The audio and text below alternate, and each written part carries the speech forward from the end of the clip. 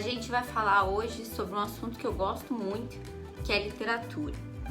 Então, a gente começou falando sobre denotação e sobre conotação, que são os sentidos que tem no dicionário, que são os sentidos denotativos, e os sentidos que podem ser interpretados de diversas maneiras, que são os sentidos conotativos.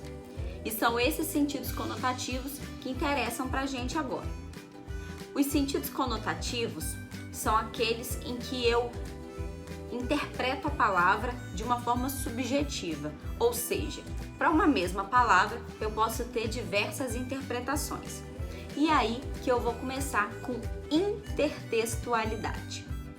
Intertextualidade é quando dois textos se unem, dois textos se encontram, eles são intertextos, tá? Eles estão juntos, eles estão unidos, eles em algum momento se encontraram.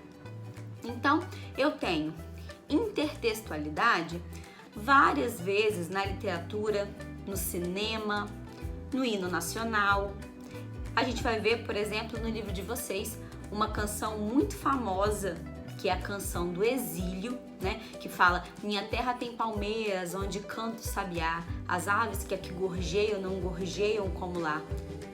Isso parece bem...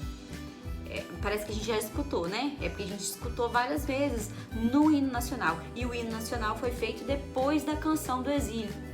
Ou seja, o hino nacional já fez intertextualidade com um poema que tinha sido feito antes dele, né? Nossa, quando a gente pensa lá no hino nacional, nossa vida em teu seio mais amores, né? Então, isso aí já é intertextualidade, já é uma referência à canção do Exílio que tinha sido feito antes pelo Gonçalves Dias. Essa canção do Exílio do Gonçalves Dias, ela foi revisitada diversas vezes em tirinhas, em livros, em músicas do Chico Buarque, em filmes, diversas vezes. A gente vê textos se encontrando nos desenhos animados, quando o Pica-Pau faz a Chapeuzinho Vermelho, ou quando o Pica-Pau faz João e Maria, que são textos lá dos irmãos Grimm, né? São textos medievais, e aí ele traz esse texto para a atualidade. Então isso é intertexto. A gente vê intertextualidade quando Maurício de Souza pega a Turma da Mônica e transforma ela nos quadrões, né? Pega a Turma da Mônica e a transforma nos quadrões, né? A Mônica como a Mônica Lisa, a criação do Adão como a criação do Cebolinha. Então nós vemos isso, é intertextualidade, é um texto dentro do outro texto, é um texto sendo visitado por um outro texto. E aí, dentro de intertextualidade, nós vamos ter duas outras sublocações. Nós vamos ter aí duas outras versões da intertextualidade, que é a paródia e a paráfrase.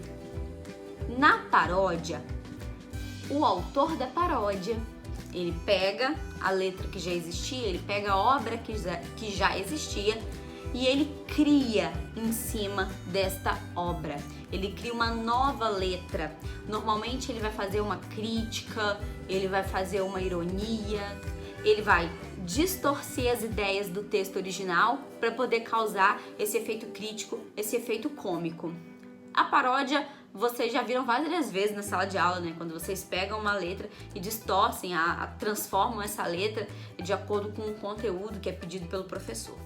Na paráfrase não. Na paráfrase, a ideia principal do texto ela é sempre mantida. Eu apenas vou falar aquilo que o autor já tinha dito, só que com palavras diferentes. Então, existe mais de uma forma de intertextualidade. Existe só fazer uma referência ao texto, só modificar o texto, usar palavras diferentes para dizer a mesma coisa, que é a paráfrase, e existe a paródia, que é transformar esse texto, dando a ele um efeito de criticidade, um efeito cômico.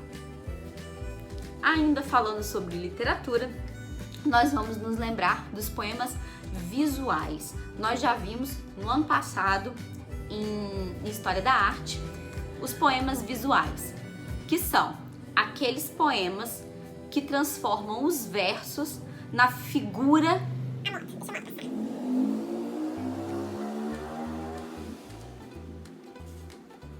Então, são aqueles poemas nos quais o autor transforma os versos no objeto do qual ele está falando.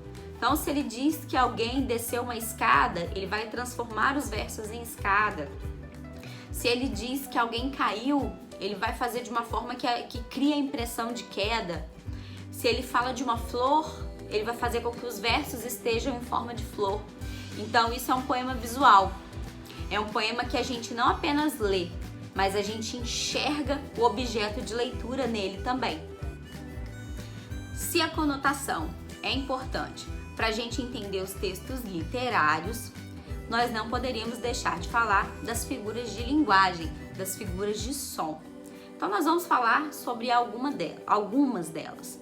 As figuras de linguagem, as figuras de som, são aquelas que fazem a repetição de vogais, repetição de consoantes, para poder trazer ritmo, trazer som, trazer musicalidade aos poemas.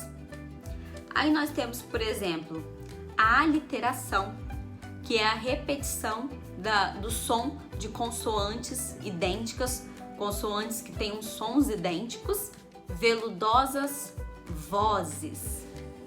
É um exemplo.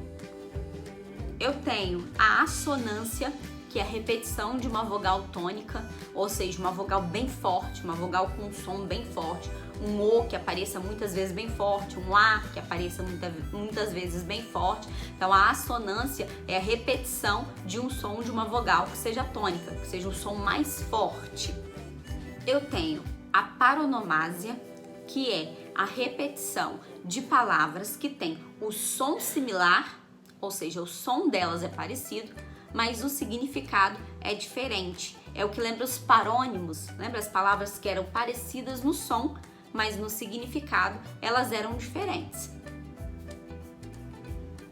E aí, por último, eu vou ter a mais fácil, que são as onomatopeias.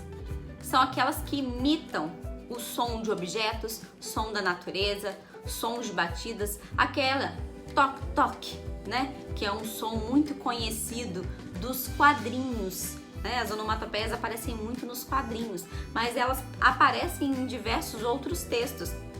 Elas imitam o som de objetos, os sons da natureza, alguns sons de fala, barulhos de máquina, gritos, ruídos diversos, né? São representados pelas onomatopeias. Essas são as mais, de todas as figuras de som que a gente falou até agora, essa é a mais fácil.